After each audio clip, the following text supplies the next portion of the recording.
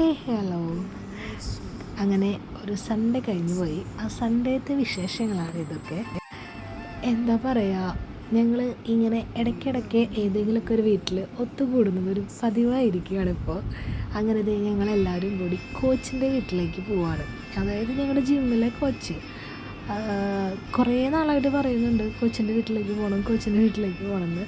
പക്ഷേ ഇന്നാണ് ആ ദിവസം വന്നെത്തിയത്. പോണ വഴിക്ക് കോച്ചിൻ്റെ വീട്ടിലേക്കുള്ള സാധനങ്ങൾ വാങ്ങുകയാണ്. അവിടെ ഒരു ബേക്കറിയിൽ കയറി അനു മിസ്സും പോയിട്ട് മഞ്ച് തിന്നുകയാണ്. പക്ഷെ എനിക്കത്ര ഇഷ്ടമായില്ല. പിന്നെ അവിടെ ഒരു ജാഥ എന്തോ നടക്കുന്നുണ്ടായിരുന്നു യൂണിയൻകാരുടെ.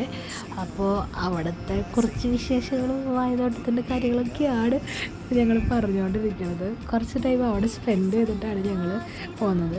പിന്നെ ഫ്രണ്ടിൽ ഞാൻ പോകുന്നുണ്ട്. എനിക്കാണ് വഴി അറിയത്തുള്ളൂ, പകുതി വരെ അറിയാം. പിന്നെ അവിടെ നിന്ന് എനിക്കറിയത്തില്ല. പക്ഷേ കറക്റ്റ് ഞങ്ങൾ ചോദിക്കാതെ തന്നെ അവിടെ എത്തിയിട്ടോ. കോച്ചിൻ്റെ വീടിൻ്റെ ഫ്രണ്ടിൽ തന്നെ എത്തി. ഇതാണ് കോച്ചിൻ്റെ വീട്. കോച്ച് കുറച്ചായിട്ടുള്ളൂ കേട്ടോ ഈ വീട് പണിതിട്ട്.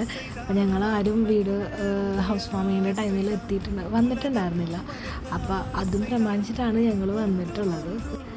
വന്ന് കയറി കോച്ച് ഞങ്ങളെ വെൽക്കം ചെയ്തു. എല്ലാവരും വന്ന് നിരനിരയായിട്ട് ഇരിക്കുന്നു. അങ്ങനെ വീട് കാണൽ ചടങ്ങാണ്. എനിക്ക് പിന്നെ ഇതേ മിറർ മതിയല്ലോ, മിററാണല്ലോ ഞങ്ങളുടെ ഒരു ഹൈലൈറ്റ് എന്ന് പറയുന്നത് തന്നെ. അങ്ങനെ വീട് ഒരു പൂച്ചക്കുട്ടി അവിടത്തെയാണ് കേട്ടോ. ആൾ പ്രഗ്നൻ്റ് ആണ്, അതുകൊണ്ട് സൈലൻ്റാണ് കുറച്ച്. അത് കോച്ച് അവിടെ പലഹാരങ്ങളൊക്കെ ഉണ്ടാക്കുന്നുണ്ട്. നല്ല മണമൊക്കെ വരുന്നുണ്ടായിരുന്നു. അത് കോച്ച് ഫുഡ് ഉണ്ടാക്കുന്ന തിരക്കിലാണ്. കുറച്ച് പേര് മുകളിലൊക്കെ പോയി അവിടുത്തെ റൂമും കാര്യങ്ങളൊക്കെ കണ്ട് ഇറങ്ങി വരുന്നുണ്ട്. ഞാൻ കയറിയില്ല കേട്ടോ സത്യം പറഞ്ഞു കഴിഞ്ഞാൽ. പിന്നെ എല്ലാവരും കൂടി അങ്ങോട്ട് നടക്കുന്നു ഇങ്ങോട്ട് നടക്കുന്നു, ഫുള്ള് ചറപറ എന്താ പറയുക. സൈലൻ്റായിട്ട് ഇരുന്നിട്ട് വീട് പെട്ടെന്ന് എന്തോ ഒരു ബോംബിട്ട പോലെ ഒരു പ്രതീതിയായിപ്പോയി. കൊച്ചിൻ്റെ വീട്ടിലെ മിറർ സെൽഫിയാണ് ഇപ്പോൾ കണ്ടത്. അങ്ങനെ കോച്ച് ചായയൊക്കെ എടുത്ത് വെച്ചു.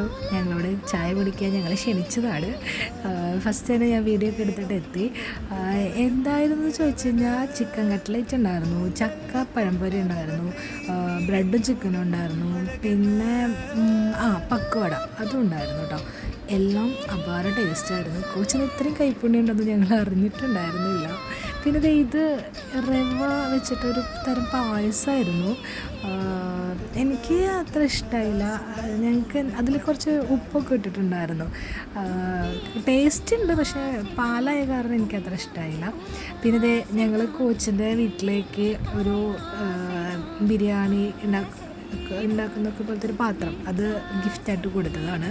അത് വാങ്ങിക്കാൻ വേണ്ടിയിട്ട് അനുവിൻ്റെ അമ്മയും നന്ദും കൂടി പോയിട്ടുണ്ടായിരുന്നു. അങ്ങനെ ഞങ്ങളുടെ ഒരു ട്രിപ്പ് ചായ കൂടിയൊക്കെ കഴിഞ്ഞ് ഞങ്ങളെല്ലാവരും വീണ്ടും സെൽഫിയൊക്കെ എടുത്ത് സംസാരിച്ച് ഇരിക്കുകയായിരുന്നു. അതിനിടയിൽ ഗംഭീര മഴയൊക്കെ പെയ്തു കേട്ടോ. അപ്പോൾ മഴ തോരട്ടെ എന്ന് വിചാരിച്ചിട്ടാണ് എല്ലാവരും ഇരുന്നത്. പക്ഷേ തോർന്നത് കാണാത്തതുകൊണ്ട് അനുവിൻ്റെ അമ്മയും പോയി ആദ്യം. അത് കഴിഞ്ഞ് കുറച്ച് കഴിഞ്ഞപ്പോൾ ഞങ്ങളും ഇറങ്ങി.